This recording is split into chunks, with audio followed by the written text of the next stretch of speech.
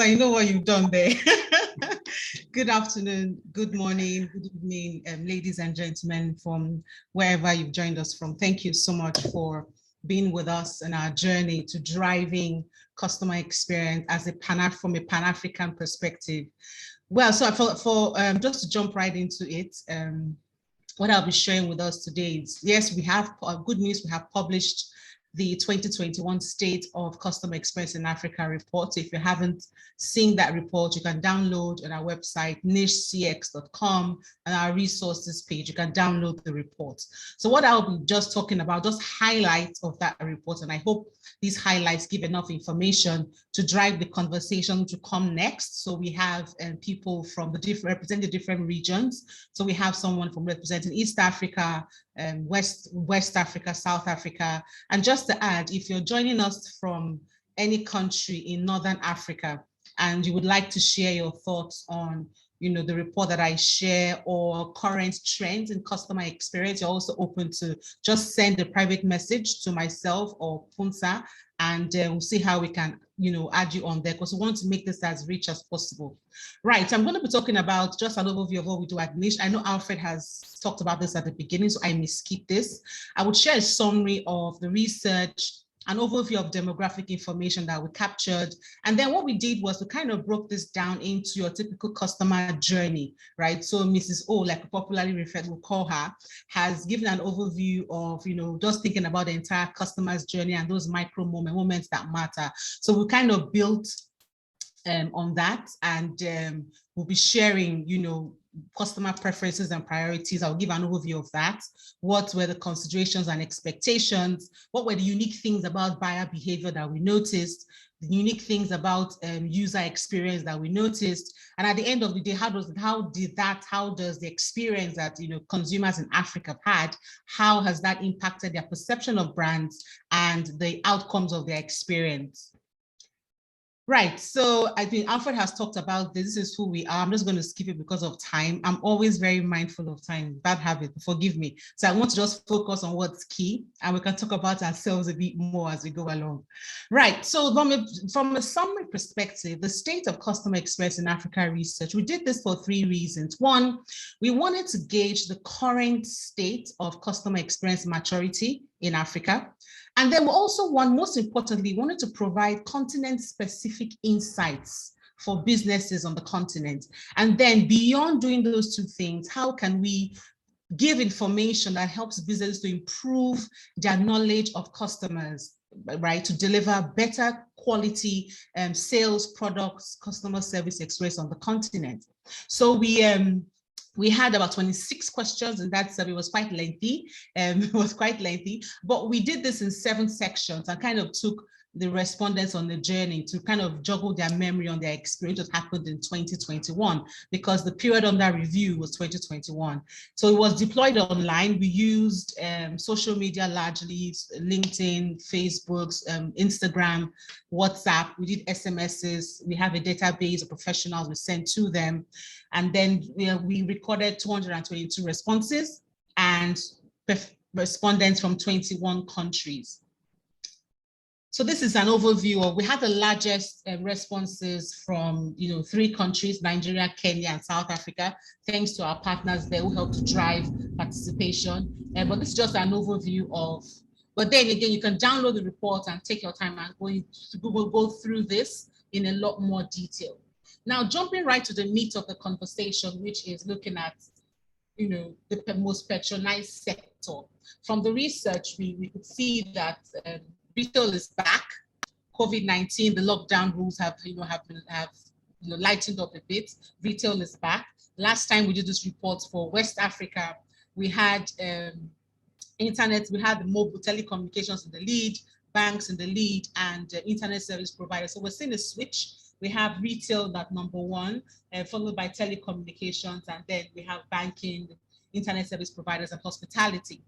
Right, and then for the preferred channel of communication for customer, I'm using 2 screens, so forgive me for 1 second. Right, I'm using 2 screens, so forgive me looking both ways. Right, one is the larger screen, one is the smaller screen. Okay, so in terms of channel of communication, we asked respondents to tell us what their preferred channel of communication was when they're interacting with brands. And what you see on is just a summary. So we have telephone in the lead for Africa. This has been, you know, this changed somewhat for West Africa. West Africa was largely WhatsApp, but now we're looking at all of Africa, right? So the preferred channel of communication for customers, patronizing brands in Africa is telephone, followed by email, and then we have WhatsApp, right? And then, so reasons for purchase was interesting. Wanted to know, why do you buy? And what's the frequency, which comes on, why do you buy and what's the frequency? What are the decisions that inform your buying? Or what informs your buying decision, right? So when it comes to reason for purchase frequency, we saw that the main reason was necessary and essential. And you can see the tie between this reason and retail, right? So necessary and essential in the lead, followed by significance, and then growth and education. So in terms of considerations now, like what the customers consider before they buy and what were their expectations. For considerations, price is number one, followed by reliability of the product, and then customer service, right? So price is number one for the period of the review. We're looking at customer experience on the continent for the year 2021 as shared by customers. So price in the lead, reliability of product or service is next, and then customer service is third. Now for expectations, so when you buy, and this is the reason why you buy the product for customers, what do they expect, right? So quality is in the lead at 51.3%, and then reliability and efficiency. So you can see the connection between expectations and considerations. But quality, reliability, you're looking at, obviously, the ties to reliability of the product, and then price, right? So efficiency, look at price as well. Now, for the, just to understand the behavior of buyers, right, in Africa, we thought to ask questions around the buying experience, from the channel of discovery to payments channel, and then the frequency of purchase, right? So for, in terms of discovery channel, the top 6 channels and through which respondents discover products, you have social media being number 1, and word of mouth number 2, and then television the 3rd place. Now for payment channels, in-store, obviously retail, in-store was in the lead, followed by mobile applications, and then telephone. And then for frequency of purchase, we're looking at how often the respondents buy from their most patronized brands. Now, this report, the question, the focus really was on most patronized brand. The specific question was on what was your most patronized brand in 2021, right? So this is giving context to why they buy from one particular, why they bought from one particular brand the most on the continent. So top 3 purchase frequency, we have monthly, weekly, and then daily. Right, so going down to product experience, we thought to capture, yes, you're taking a buying decision, you buy for this frequency, this is the channel through which you make payments. We wanted to understand the happiness, how happy the respondents, being customers of the continent, how happy they are with the product, right? Product experience from an ease of use perspective, from if their expectations were met, and the overall happiness with the specific product, right? So for ease of use, generally ease of use is high, right? Ease of use is high. Expectations generally largely met, minimally exceeded, but largely met. And then from a happiness with product perspective, happiness with product is at 67%. Now, for customer service experience, so we looked at 3 things. We looked at the buying experience, we looked at customer service experience, and then we now looked at the perception and the outcome of both experiences. So for the buying, and then we looked at user experience as well. So for the buying, for customer service experience, we asked respondents to evaluate the brands they interacted with to get support using 11 parameters. So we looked at availability of multiple and convenient channels, ease of reaching the brand for help, brand response time, brand resolution time, information and or product availability, multiple payment options, helpfulness of staff, courteousness of staff, willingness to go the extra mile, knowledge and skill sets of staff, and then post-sale experience from an engagement perspective, right? So you can see that at the lead, we have ease of reaching brands for help. No, we have product and information availability, followed by ease of reaching brand for help. And then, we go the least performance area we have on here is willingness to go the extra mile. But again, if you want to spend more time to really study the report, I will advise that you download, go to our website. Joseph, if you're there, or Alfred, you could just help to go to the website and just get the link. So nichecx.com/CX resources can download the report. Right, so at the end of the day, when you think about the customer's experience, we designed the survey questions working with our co-sponsors, Unlimited Experiences SA. We have Mandisa, we have Naima, and then Punsa as well. We're all co-sponsors in going through the questions to be sure that we're looking at a holistic customer journey on the continent. So in terms of customer experience outcomes, at the end of the day, 90% of the respondents said they will continue buying, which is a high customer loyalty score. And then we had 85% of them say they would recommend, which is obviously, again, a high customer advocacy score. But then we have for customer advocacy, wanted to even check to see, have you even you said you're going to recommend, you will recommend. Have you at some point during the period on that review recommended? And 67% of them said, they have actually done the recommendation, which is good, encouraging. Now, interestingly, we had 52% say they are likely to stop buying for specific reasons, right? So yes, we have a 90% loyalty score, but 52% are highly likely to churn for one or more reasons. I think we'll capture that at some point. Again, you can go to the report, download, and a lot of these things in so much more detail.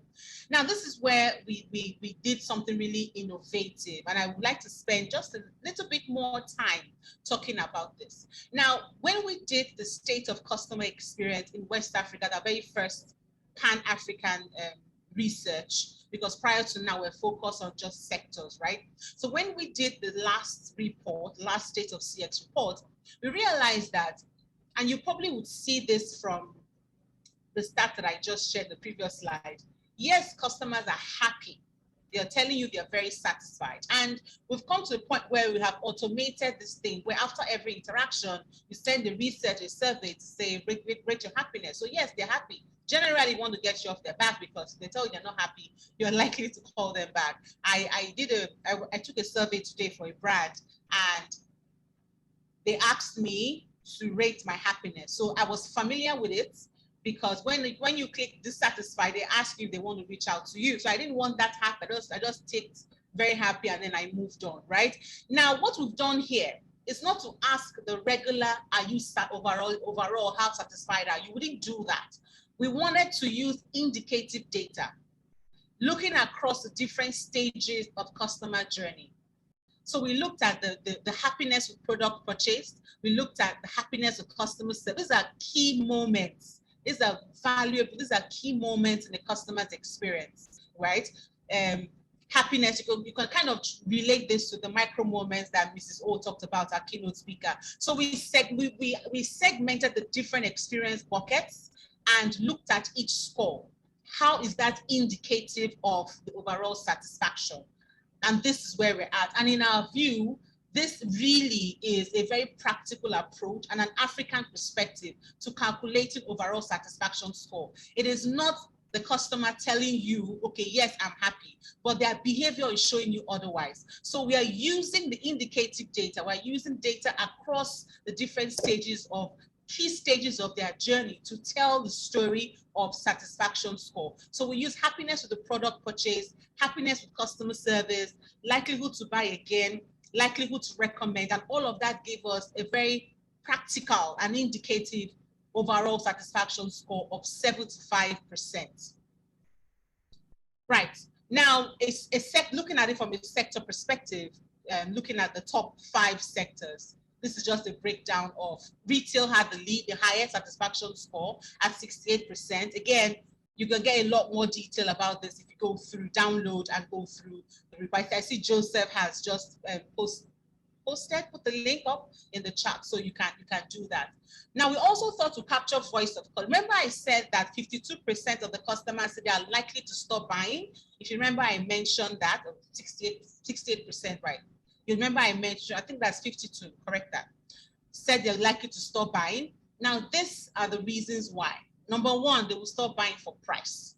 The price is not right. Number two, customer service, because the tie between customer service and reliability of product. So what you can see here is that the top 3 reasons why people consider products are the top 3 reasons why they stop buying from a brand, right? That's the connection, right? The top 3 reasons, 1 second.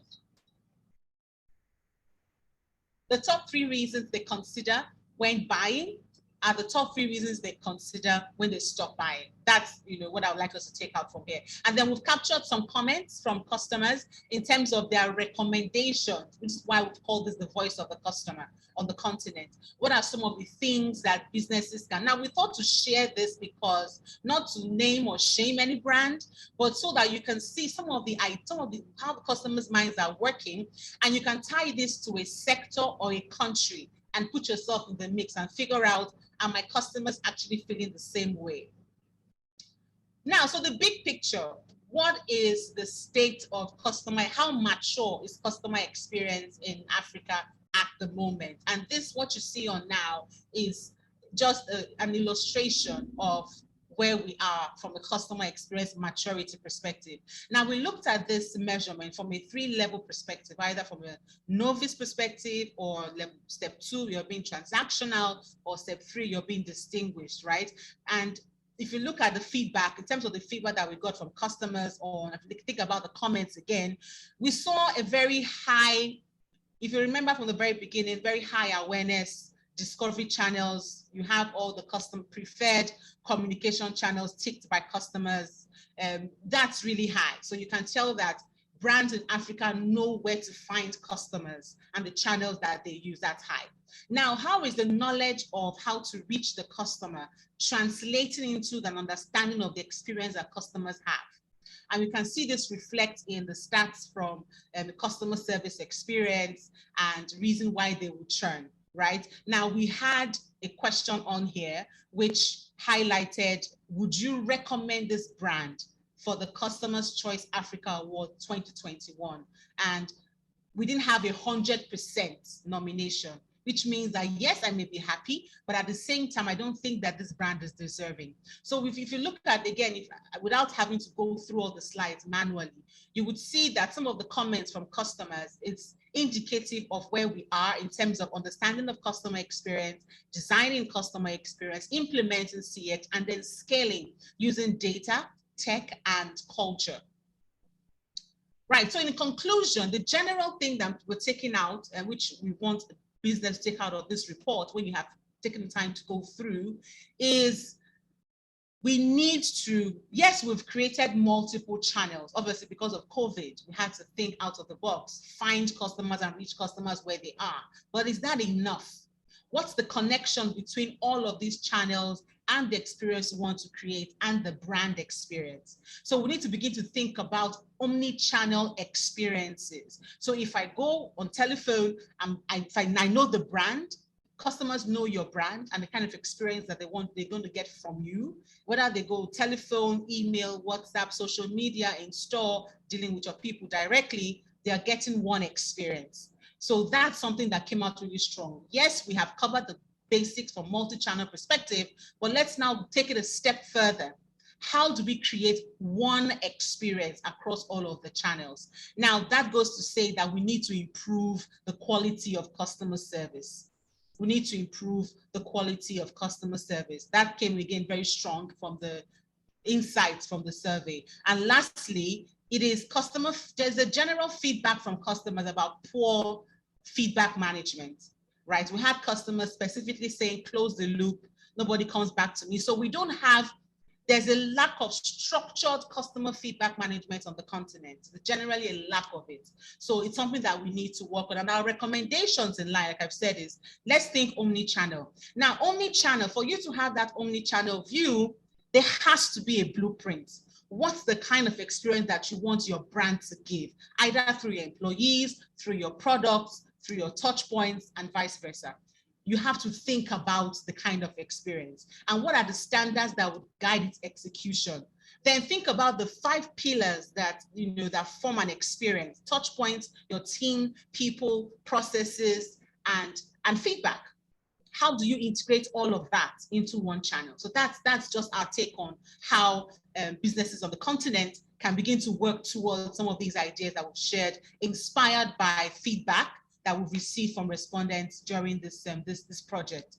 For customer service, it's tilting more towards the frontline and employee experience. So we saw comments like, the people there, they don't know what they're doing, they act like they're doing you a favor, talk about attitude, right? So it's something Mrs. O said about the vibe, right? Does your brand have a vibe? And that, for you to get a vibe, only happy people can make people happy, like she also said, right? So we need to look on the continent, we need to now begin to look at employee experience in the front line.